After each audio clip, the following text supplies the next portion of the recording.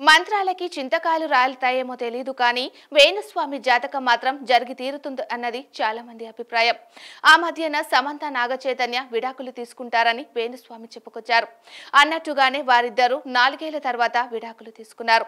అప్పటి నుంచి వేణుస్వామి ఫేమస్ అయ్యారు. ఆన్లైన్లో జాతకాలు చెబుతూ ఎన్నికల జోస్యాలు చెప్పుకొస్తూ పెద్ద సెలబ్రిటీ అయ్యారు. అయితే ఆయన చెబుతూ వచ్చిన జోస్యం తెలంగాణ ఎన్నికల్లో తప్పింది. కేసీఆర్ మరోసారి ముఖ్యమంత్రి కావడం ఖాయమని, యువరాజుగా కేటీఆర్ కు కిరీటం పెట్టడం తథ్యమని, రేవంత్ కు అసలు సీఎం అయ్యే యోగ్యత లేదని గ్రహాలు అలా చెబుతున్నాయంటూ వేణుస్వామి చెప్పుకొచ్చారు. కానీ ఫలితాల్లో సీన్ మారింది.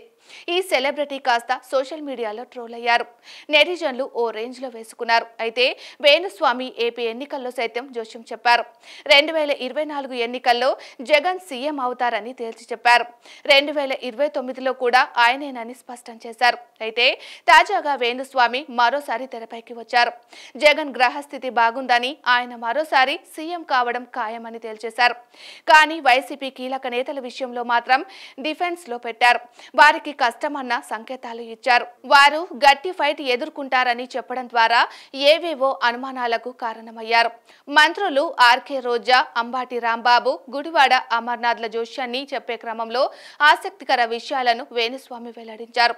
వీరు కష్టపడాల్సి ఉంటుందని మాత్రం చెప్పారు. టఫ్ ఫైట్ అని చెప్పడం ద్వారా అసలు రహస్యాన్ని బయటపెట్టేశారు.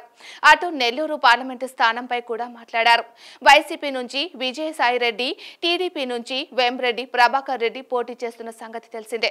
అయితే వేమిరెడ్డి ప్రభాకర్ రెడ్డి కంటే విజయసాయిరెడ్డికి 10% అడ్వాంటేజ్ కనిపిస్తుందని వేణుస్వామి చెప్పుకొచ్చారు. అయితే కీలక నేతలంతా డేంజర్ పొజిషన్ లో ఉండగా జగన్ మాత్రం 2024, 2029లో గెలుస్తారని వేణుస్వామి నమ్మకంగా చెబుతుండడం మాత్రం అనుమానాలకు తావిస్తోంది. అయితే వేణుస్వామి జోష్యం ఫలిస్తుందా, వికటిస్తుందా అన్నది తెలియాల్సి ఉంది.